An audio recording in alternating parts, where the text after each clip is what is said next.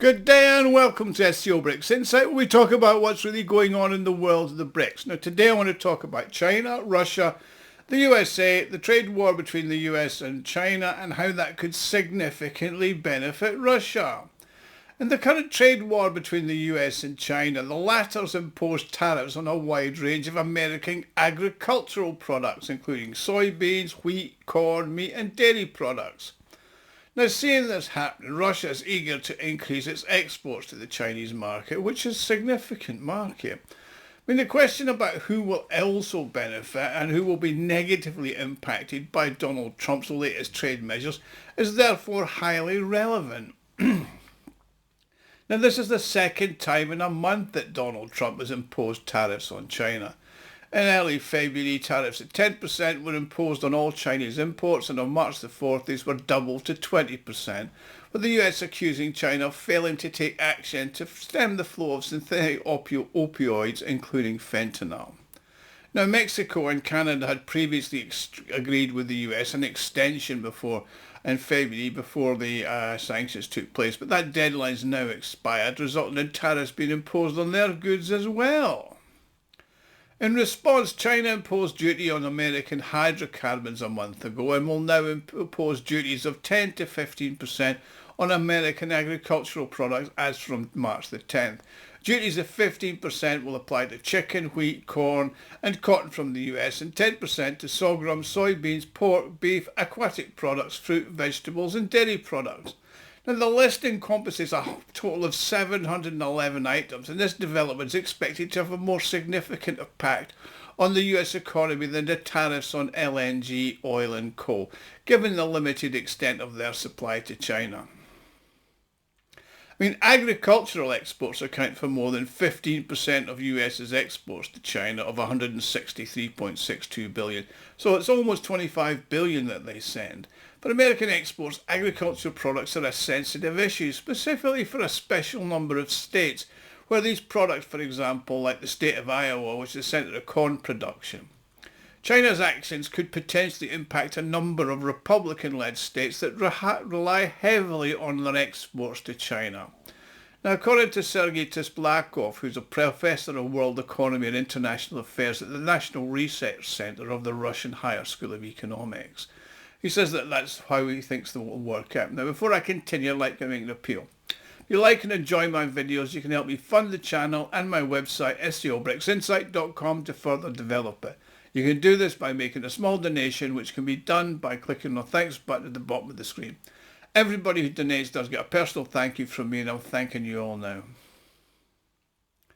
Now, if the current trade tensions persist and President Trump maintains his current stance on tariffs, it could potentially lead to a significant influx of products seeking to replace American food exports to China. Now, Russia stands to benefit most from this, particularly in the context of increased opportunities of the export of chicken, pork and beef.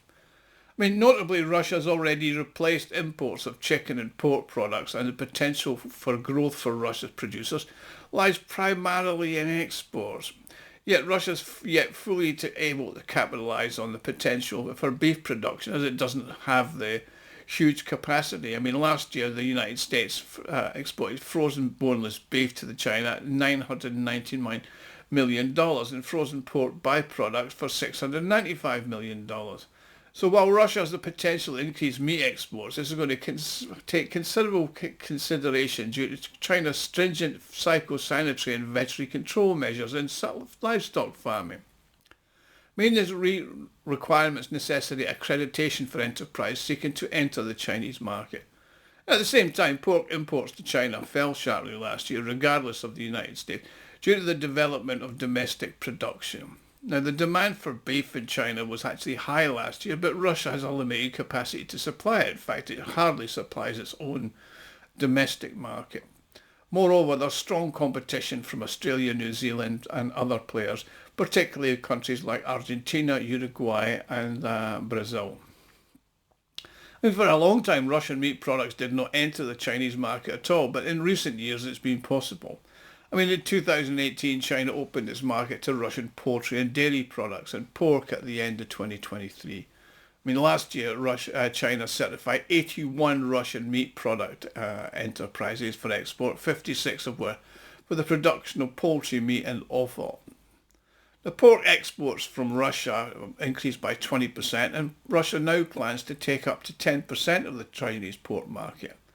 I mean, currently only 3 Russian companies have access to the Chinese market, and this list needs to be expanded. In the poultry and offal sector, Russia holds a strong second place in the Chinese market with a 15% share. I mean, notably, Chinese consumers have a particular affinity for chicken's feet and chicken wings, and also pork offal products like trotters, ears, etc. So Russia's also a leading supplier of turkey meat in the Chinese market. However, it's worth noting that Russia's not the only country aiming to secure the lucrative share of the Chinese market, which is being targeted by other nations, including the United States. I mean, fellow BRICS member Brazil leads the poultry supplies to China. It's got almost 60% of the Chinese market for its exports. However, Russia does have the potential to increase grain supplies, and in 2024 it set a record in its production for soybeans, harvested 7 million tonnes, but that's just a drop in the bucket when China needs such volumes. I mean, American soybeans in China are exports about 100 million tonnes, and Russia only produces 7 million tonnes. So Russia supplies from the Far East and other regions will be able to make some inroads, but it's nothing significant. But it can quite increase supplies to China of grain. I mean, the US has also historically been a major supplier of soybeans to China. Last year, the US exported soybeans to China worth $12 billion. But competitors such as Brazil and Argentina are looking to fill the gap in the market as they have the capacity and the available production. But where Russia is really the winner is the global leader in wheat production and its exports, and it can significantly increase its exports to China. In 2024, Russia increased its export supplies to the Chinese market 8-fold, and that was without any trade war with the United States. However, it should be noted that there's considerable competition in the wheat market, with Canada and the European Union also being significant players in the export market. Replacing American wheat in the Chinese market will not actually be that challenging because of the close proximity plus the quality that it has. I mean, Russia's still committed to increasing its wheat supplies to China, says Tisblakov. I mean, in terms of corn, the primary exporters are the United States, Brazil and Ukraine, and not Russia, making it challenging for Russia to increase its corn exports, mainly because it doesn't actually produce enough. Russia also exports fruit and vegetables, though not in huge quantities. I mean, even honey is quite a large thing, but only 20,000 tonnes. Ice cream and dairy products are great promise for export growth, for their exports to China increased several-fold last year. But the accreditation of enterprises for dairy products is actually a very time-consuming process, and it faces strong competition from traditional suppliers like Australia and New Zealand. I mean, the European Union, notably countries like Germany and France, are other significant players in the dairy market. Thus, the US could face more difficulties than just China in this regard.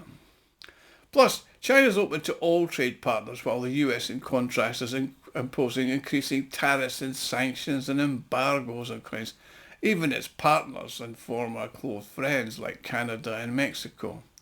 I mean, according to Natalia Mijlakova, who's a leading analyst at Freedom Finances, Trump's preparing trade wars even against the European Union, his major recent ally. Now, Bloomberg believes that such a stringent policy could actually result in a 1% reduction in the US GDP. I mean, the US has ample opportunities to find markets for its agricultural products intended for in China. With India, the countries of Southeast Asia, North Africa, Central Asia and Turkey could be prime candidates. But a different challenge emerges when you're considering US tariffs on imported goods for nearly the whole entire global market. That could hinder the US's ability to export its own products due to trade restrictions being imposed on by other countries. I mean, inflation in the US may rise again, not just because of Trump's tariffs on goods, but also because of the pressure from the White House on the Federal Reserve System to reduce interest rates. As for China, it's a different problem. Deflation due to domestic demand and it's not afraid of inflation acceleration. However, China has a tool at its disposal to support its export and its economy in the context of a trade war.